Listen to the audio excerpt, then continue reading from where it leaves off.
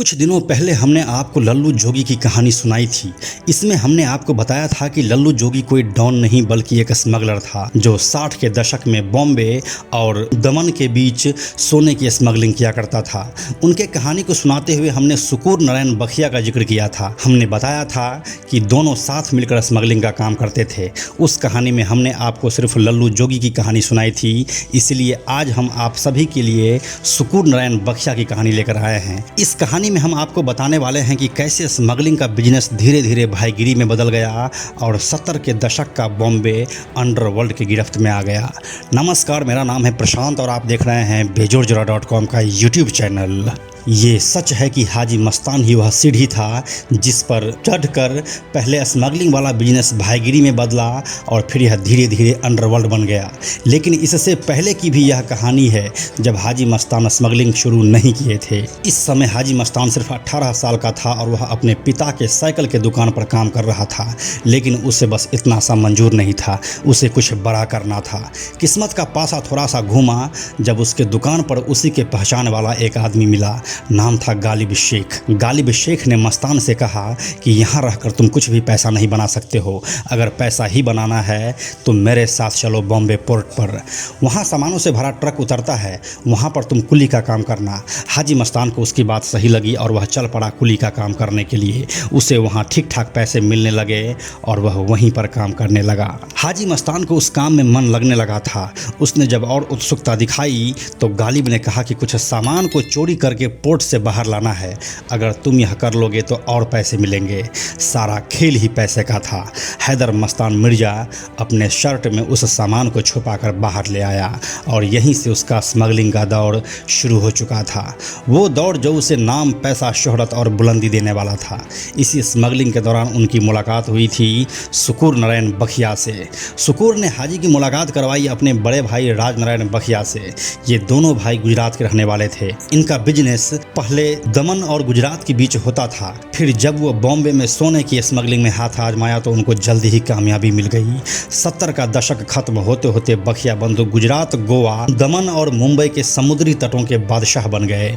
इनकी मर्जी के बिना यहाँ कोई भी स्मगलिंग नहीं कर सकता था। हाजी मस्तान यहाँ पर काम करते हुए राज नारायण बखिया का भरोसा जीत चुका था। यहाँ उसने सोने के स्मगलिंग के सारे गुर सीखे और अपना नेटवर्क भी बनाया। अब मस्तान अपना धंधा करने की तैयारी करने लगा। इस बीच बड़े भाई राज नारायण बखिया की मौत हो गई, जिसके बाद सुकूर नारायण और हाजी मस्तान पक्के वाले दोस्त बन गए और दोनों साथ में काम करने लगे। इसके बाद हाजी मस्तान ने अपना खुद का स्मगलिंग का धंधा शुरू कर दिया। इस समय तक यूसुफ पटेल, वरदराजन मुदलियार, करीम लाला और लल्लू जोगी उनके साथ आ चुके थे। ये सभी अपना इलाका बांट चुके थे और इनमें से कोई भी एक दूसरे के इलाके में दखल नहीं देता था।